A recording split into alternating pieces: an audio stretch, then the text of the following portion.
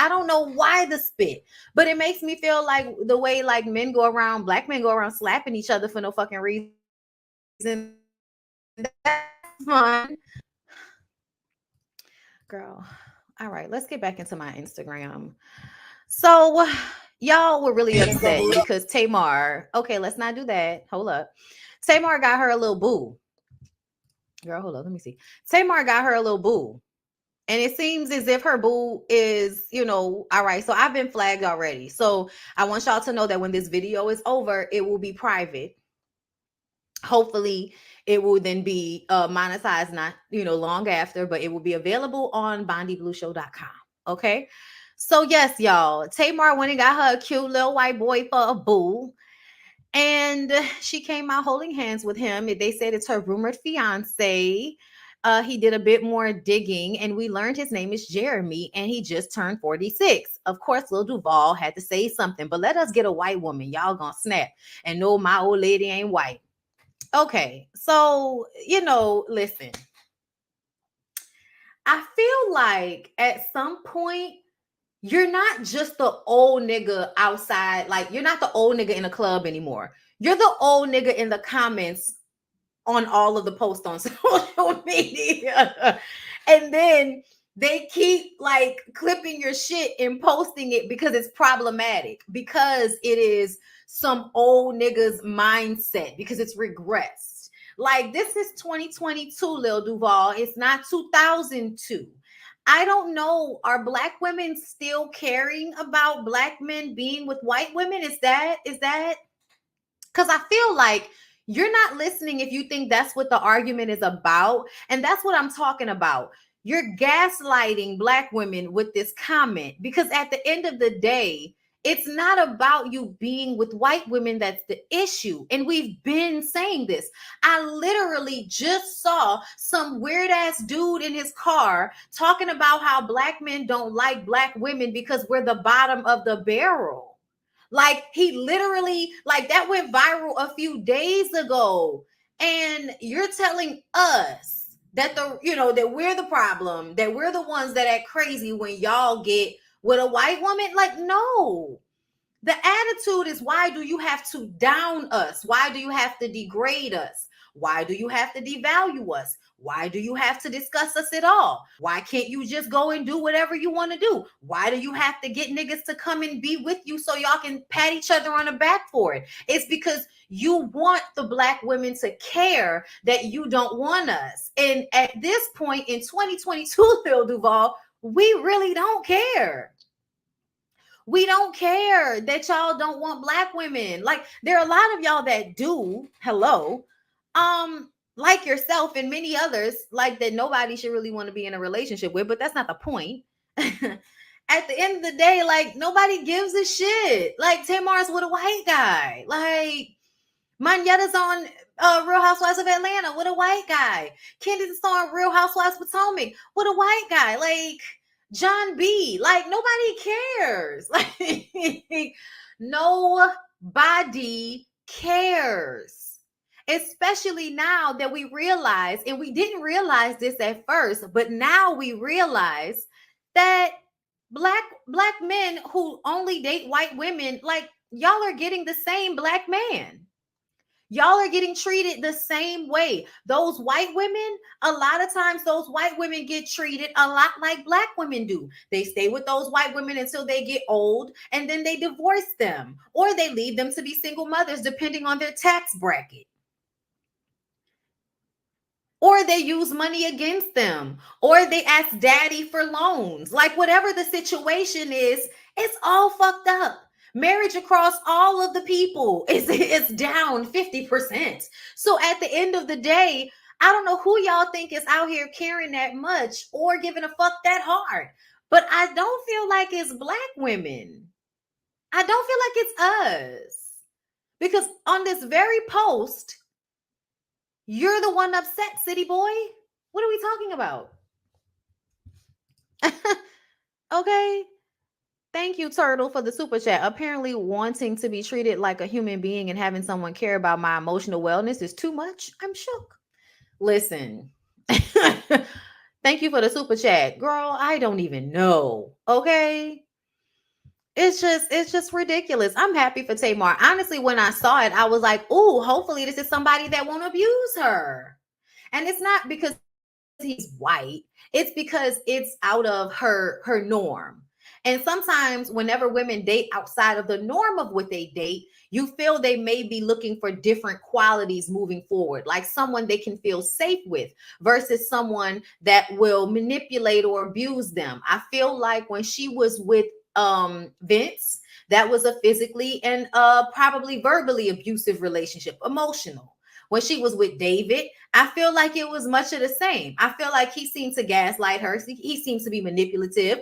He seems to try to like ostracize people who may want better for her or help her to be more independent, more sure of herself. It seemed that he fought against those types of influences, which made me feel like he was abusive in some respect. Anytime I see a man trying to keep a woman from doing things that she feels like will be for her personal betterment, I feel like that man is a problem. Anytime, because I don't think women do that. For the most part, I don't see a lot of women like, yeah, nigga, don't go, and don't go to school. Don't do better. Don't, go to therapy. Don't get a better job. Don't, go back to school. Women never do shit like that. Women, don't grow your business. Women never say shit like that to men. But men are always looking for ways to stop women from doing the things that they want to do, because men feel like if a woman doesn't have to be in a situation, then she will choose not to be in a situation. And that's the case. We know that's the case a lot of the time, which makes me feel like, why don't you want women to be self-sufficient then? That way, when you do get with a woman, you'll know that she's with you because she wants to be with you. But see, then that means you actually have to do work in order to be wanted. You would rather be needed because you can just take care of yourself and make yourself a need to the right woman. Okay, to a woman that doesn't have shit. As long as you got enough money to take care of her and you can be of some value to her in some respect. And that's not even the case all the time. And y'all know it. Okay. But if you think that women are only with you because of what you provide and that makes you feel bad, then how about you don't use that as a way to get women? And then why don't you stop asking for submission in exchange for provision? Why don't y'all stop doing that? Y'all don't do that. Y'all literally get online, call women gold diggers, and then complain about how they're not submissive enough, as if you don't understand that taking care of a woman completely is how you get the submission. It's not necessarily a fair situation once she's been living in it for a long time. But at the end of the day, that's how that works. But you're fighting against what you have to do in order to get the submission. It's very weird how y'all act.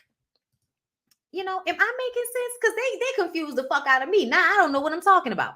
Kavan, thank you for the super chat. Oh my gosh, y'all, I'm late. Excuse me while I walk to the back. Hey, love. Easier said with Meg. Thank you for the super chat. Tamar on her Eve stuff. And I'm proud. Okay, girl, move on like Maya. Hey, only one Adrian. Hey, girl. Thank you for the super chat. Oh, it's definitely not just you, Bondi. Becky is having the same issues with Brad. Maria going through the same BS with Wine. All men aren't trash, but men of all races can be trash because we live in a patriarchal society, which means that men have the upper hand legally. Like, hello. Dee, thank you for the super chat. Why is approaching 50 still claiming to be a city boy? Grow the fuck up. You know why? Because physically he cannot give the appearance of a grown man. So why try? Why try? He's a city boy. But I'm happy for Tamar because, the white guy seems nice looking. Okay, hi there, guy. All right, it's giving nice beard. Okay, it's giving my barber maybe black. You know what I'm saying? Yeah, he looks nice. Looks like a nice looking guy. Okay, I hope all the best for her. Let's go ahead and take a look. Y'all know we were talking about Neyo. Child, this one on the left. What you did to your, never mind. I don't know what you did to your face. I wish you wouldn't have done it though. Anyway, you can just tell everybody is getting everything done that they could possibly get done. Cause this girl's stomach don't look real. Not even a little bit, not even a lot. This from It's On Site. Miss Nikki runs her mouth a lot because according to multiple sources, she's been running around bragging about being in an alleged 4-way relationship with Neyo and 3 other women.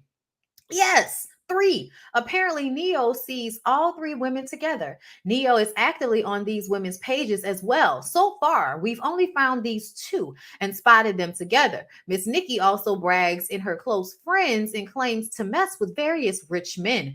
We have multiple screenshots as well sent from a few different people. She has done her bragging too, but we'll keep them to ourselves, being they are revealing and very explicit. So you couldn't just cover them. Okay. Okay. So this is one of the girls, Bella Dreams. Okay. Okay. Okay. She's down to the Neyo. Okay. Neo's Angels. Okay. Aha. Aha. Okay. Oh,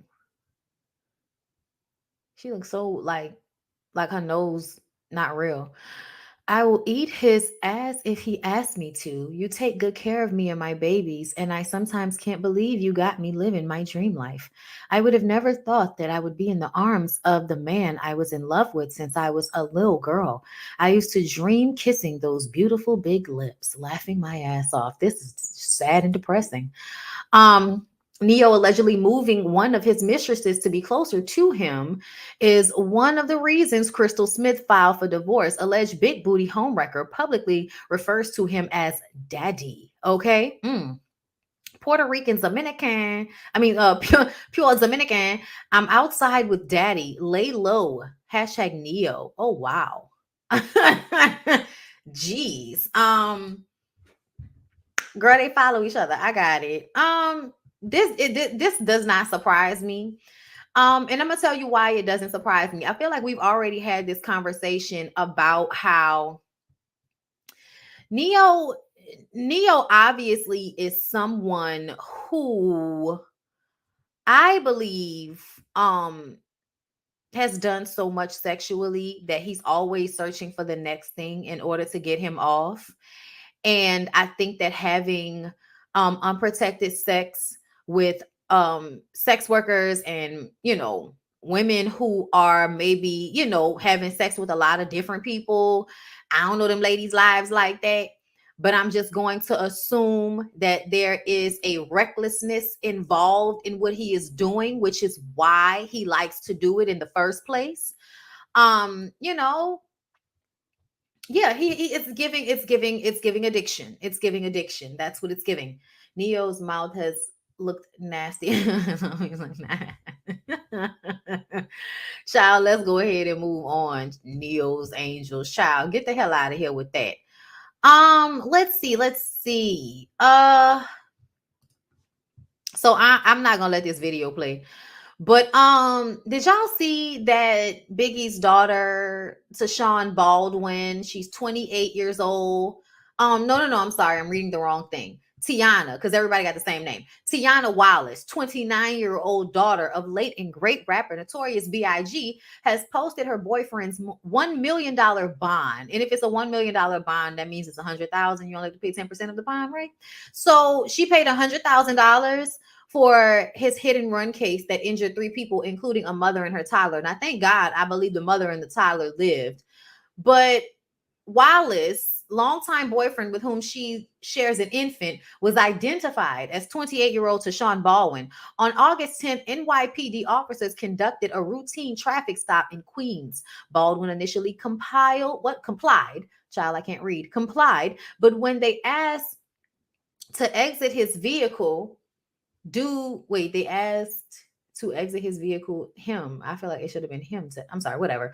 Due to a suspended license, he took off in his 2021 Durango. He's sitting right here. Y'all see right in front of the Prime truck. So as soon as the Prime truck turns, there is a woman who has her baby in a carriage, and her baby is walking across the street, and he takes off and hits the woman and a whole bunch of other people and rides off. And I was just like, so you paid $100 bond for a man that's going back to jail, Baldwin ran into 3 pedestrians, including a food delivery man and a mother who was pushing her 2-year-old daughter in a stroller. All 3 suffered serious injuries. 6 days later, Baldwin surrendered and was given a $1 million bail, which his hip hop heiress girlfriend posted by using her $1.5 million Brooklyn home as collateral. Girl, oh my fucking God. How can you be so, oh my God, girl? Oh Lord. I mean, this is just, this is just, it makes me want to vomit. Baldwin's charges include 17 counts of first-degree assault, reckless endangerment, endangering the welfare of a child and others. If convicted, he faces up to 25 years in prison. Oh, girl. Okay. So let me explain. Okay. This is terrible. Not only is this terrible because of the mother and child that were hurt because this man didn't want to be pulled over for a suspended license. You would have got pulled over for the suspended license. They might have arrested you, but she would have had way less of a bond to pay for. And then she would have got you out. And then you wouldn't have had to really go back. Or if you went back, it would have been for like a slap on the wrist, considering the money she was willing to pull up to keep you out of jail. So it wouldn't have even been all of that. They didn't say he had any pending warrants, did they? They just said that he didn't want to get out of the car over a suspended license. So he almost killed 3 people, a 2-year-old, because you didn't want to get pulled over for a suspended license, something that you could have went down to the DMV and made sure it didn't happen. And this girl put up, and I'm saying girl because ain't no damn woman nowhere around, child. This girl puts up her fucking $1.5 million house to get him out, and he's on video doing it, and the cop was sitting right there, which money. Not only are you wasting your money, but it shows how devoted you are to someone that you should not be that devoted to. No, I don't know him. I don't know how good he dicks you down. I don't know how he simultaneously makes you feel really good, but then also makes you feel really bad about yourself, which is why you're in this weird ass relationship with him. You don't have to tell me it's weird in order for me to know it's weird, because you're willing to sacrifice something like your home and your child's home for a man that is going to jail because he was on video and the cop was sitting right there. It's so stupid. It's a waste of money. But it makes me feel like you had to prove to him that you was his ride or die, right? You had to prove that. And a part of proving that was putting yourself in harm's way unnecessarily. Is that what you want to tell me right now, Tiana? That is really upsetting. As a 30-year-old woman, you 29 years old, that is really sad that you would do that. Yeah, emphasis on your child's home. And then you put up a bond and he let you do it. And we all know how this goes. He's going to go to jail and you're going to ride or die, right? Right? You're going to wait for him to get out. He's going to go to jail. He's going to be mad that he's in jail and you're not. And then he's going to talk to you bad over the phone when you call. It'll be nice sometimes, but he'll disrespect you. He'll make you feel bad. You'll have a part of your spirit inside of prison with him. And so you won't live your life the way you should at 29 years old. Your child will have a father in prison who you feel like it's your duty to make sure that they still have a good relationship, even though that 28-year-old man decided to run over a woman and her baby in a food truck guy, so he didn't have to get pulled over for a suspended license. No, she not out because if he turned himself in, I believe she got her money back if he turned himself in. But y'all, we gonna see, because I still feel like there's so much more stupid that's gonna happen. And it's so funny because there aren't any stories where these women like look back and they're happy they made these types of sacrifices long term.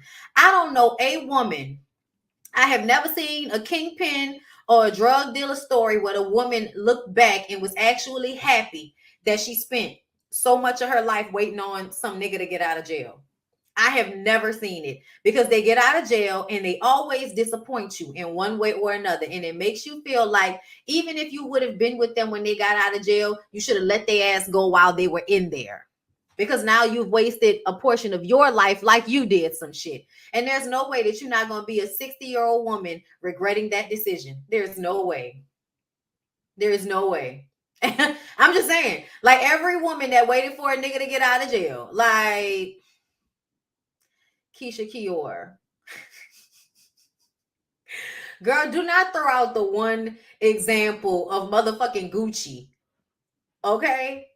Gucci, and honestly, we still don't know them people relationship like that. Financially, yes. Financially, yeah. Financially, it might be the best decision. But we don't know them people relationship. We don't know what type of, growing pains they had. Keisha had to suffer a little embarrassment at first, though. Oh, Keisha got dogged out beforehand, though. As soon as he sentenced, I'm letting the fuck go. Also, he wasn't in there for that long. Like, she didn't let like a long time of her life go by. If 25 years, you think she gonna be Keisha Kior when he get out in 25 years? Let me know. Imagine doing all this for him and he still go to prison. That's what I'm saying. Ain't nobody doing all that. She did get embarrassed. She look weird now too. I'm just saying, you don't know what that lady life like. It may look good on the outside, but that don't mean it's good on the inside just because it looked good on Instagram. Are you gonna talk about MC Lyte? What about MC Lyte? I don't know what happened, but y'all, this story just was like, girl, are you serious? And we be talking about y'all doing dumb shit for men, and y'all be acting like we crazy. Did y'all see this? Black ink star Richard Duncan arrested for DUI and cocaine. This made me sad because I thought was done with this. I thought that I thought he was good. You know what I'm saying? Like I thought he had cleaned this up. But yeah, no, it seems as if he hasn't. I need to be honest and transparent with my Ig family. I've been having a hard time. I was diagnosed as bipolar about 2 years ago, and it's been a hard ass journey navigating the ups and downs of this disease, my sobriety journey, being a new business owner, and just life. Like most people who suffer from bipolar disorder, there are times you go through manic episodes, depressed episodes, and sadly become inconsistent with my meds and self-care when I'm in a bad place. I don't always make the best choices, and consequently, I've hurt and let down a lot of people I love in the process. That shit eats me up, and I hate it. Last month, I did something really stupid during a manic episode and consequently got a DUI. I do not condone drinking and driving, drug use, or acting out, mental illness or not. I did something that was so dumb, pointless, and honestly embarrassing. Yeah, you should have just did your drugs at home like everybody else. I can't promise perfection, but the first step is accountability. And honestly, I'm working on both. I openly accept the consequences of my actions, and I'm actively working with my doctors, therapists, and group to get back on track. I'm sorry to everyone I let down. I'm looking forward to active recovery, sobriety, and a fresh start. This is sad. It's just sad. It's just so sad. I hope he gets it together. And I'm glad he has support to help him get through it, because he got a whole bunch of fucking kids to be okay for. You know what I'm saying? So that's just really upsetting.